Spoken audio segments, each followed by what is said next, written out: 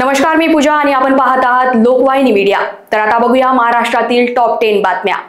उपमुख्यमंत्री एकनाथ शिंदे आज पंजाब दौऱ्यावर। एकनाथ शिंदे पंजाबमध्ये संत नामदेव यांची 155वी प्रकाश उत्सव साजरी करतील।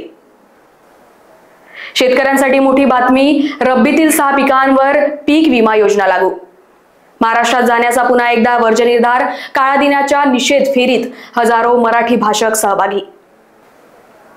बुधवारपासून लागणार आचारसंहिता, पहिल्या टप्प्यात नगरपालिकांच्याच निवडणुका। बुधवारी निवडणूक आयोगाची पत्रकार परिषद, 3 टप्प्यात होणार निवडणुका। केंद्रीय पथक उद्यापासून महाराष्ट्रात अतिवृष्टीच्या नुकसानीची करणार पाहणी।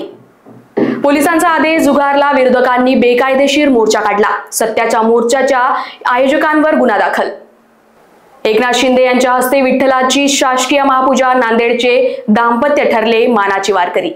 मुंबईसह उपनगरात पहाटेपासून पावसाची संततधार, राज्यातील या भागात विजासह कोसळणार पाऊस।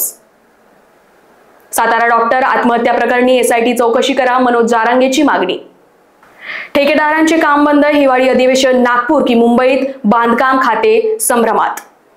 सध्यासाठी थांबूया इथेच। महाराष्ट्रातील अशाच घडामोडी पाहण्यासाठी बघत रहा लोकवाहिनी मीडिया।